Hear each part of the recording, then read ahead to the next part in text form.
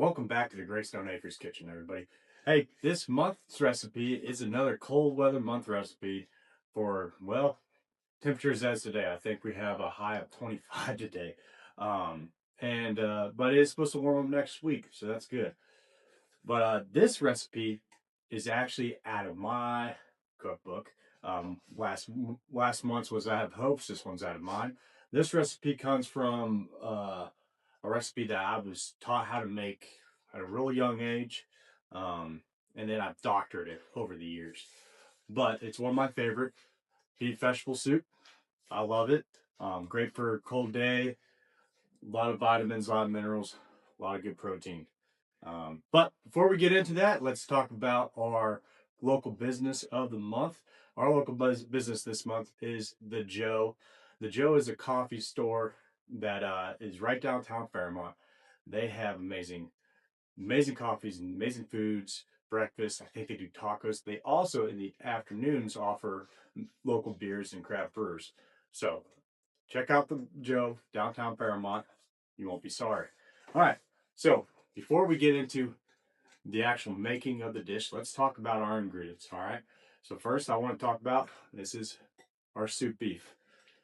Our soup meat from our grass-fed, grass-finished cattle, cubed up, already ready to go for you. Throw in any type of soup, stew, also meat pies. This is a great thing for meat pies as well. All right, down the line, we need a whole stick of butter, half a head cabbage, now medium, half a head, large, half a head. However, if you get a small cabbage, use the whole small cabbage. One large onion, about 4 medium potatoes. It's going to be 6 cloves of garlic. I don't know if anybody saw Fresno's there or not. Mixed vegetables. Now, traditionally, when growing up making this, we would have whole quart jar full of mixed vegetable mix. I did not have time to do that this year. I just didn't. So this one's going to be, it's a bag of store-bought, just a pound of it we'll do for the recipe.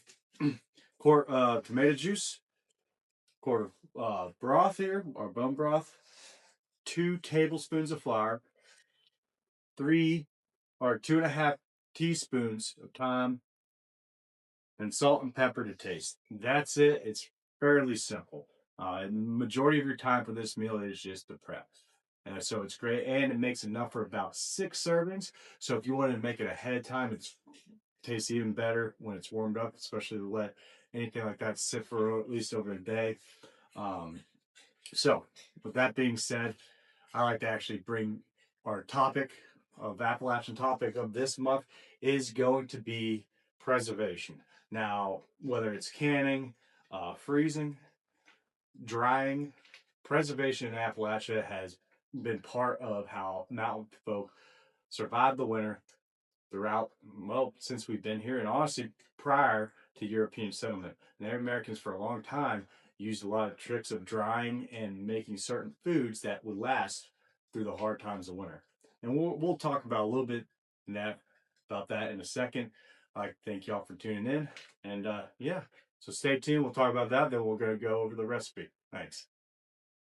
In Appalachia, preserving food for the winter has always been essential.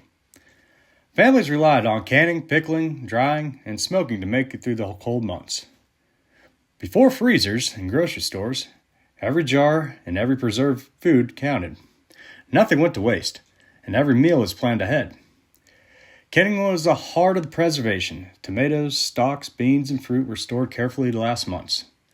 Drying and smoking were also key. Herbs, meats, vegetables are always prepared in ways to keep them safe, nutritious, and full of flavor all winter. Today we still carry on these traditions. Our home canned stock and tomato juice are more than ingredients. They're a link to generations past. Food preservation isn't just about survival. It's about sustainability, flavor, and keeping the Appalachian way of life alive. So first step, what you want to do is grab your flour and coat all your soup meat. Give it a nice heating coating, toss it, get it all covered. You want to make sure you cover this because when we put it in the pan, it'll brown really nicely. Just get it all covered there. Then next, you want to chop your vegetables. Now we cubed our potatoes, about 4 potatoes here, and we're done pretty quick. Boom, look at that. Wow. And you want to take a good size onion, medium to large onion, and dice it. You can make it big chunks if you want or small.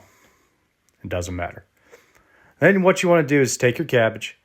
Now looking at your cabbage, you want to put that into fourths on the half, and then you're going to cross cut it, okay? That'll give you nice little bites on each spoonful. And once that's all done, you're going to need some garlic.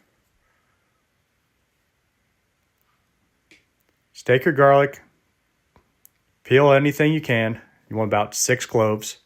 I like a lot of garlic in my meals. And that's it. Now your veg is ready and throw into the pot. First, we add our half stick of butter and get that melted. Once that's melted, we're going to add all our beef to brown.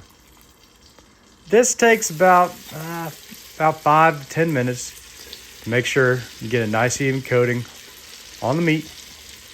And then also have a nice little bit of fond on the bottom. And you want to turn about halfway and toss all your soup meat. That way you get a nice even browning along all the edges.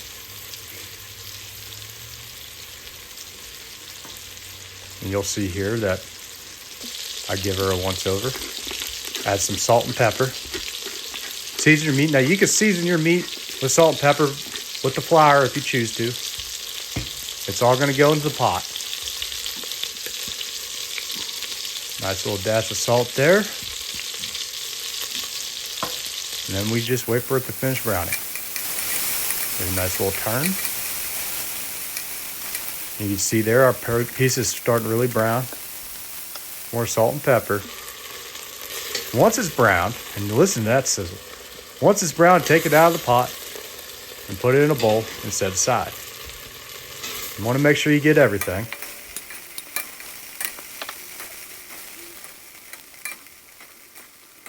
And once you have everything up, you're going to add your onion and your garlic. Now, I use that handy dandy garlic press, one of my favorite tools in the kitchen.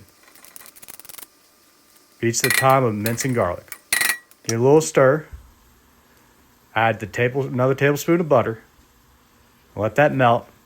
Get it all coated on the bottom.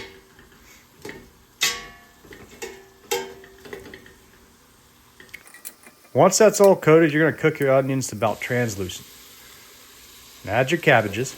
I like to put a little brown on my cabbages for this soup. Adds a lot more flavor. I just think it's tasty. You don't have to do that. You can just sweat them. That's fine. But you want to break them down just a bit before you add everything else. Once everything is browned, we're going to add our potatoes, our vegetables, add the beef back, tomato juice, stock, all our thyme, about a teaspoon of salt. Get a little bit more pepper in there to taste. And then you're going to get a wooden spoon and you're really going to stir this because you want to break up all the fond on the bottom. You're trying to deglaze that pan a little bit. Get everything off the bottom that you can.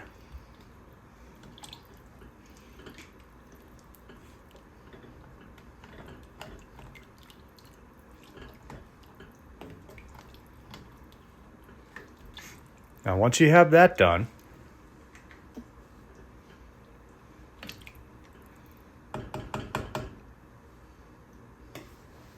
we're going to bring it to a boil and add our rest of our butter.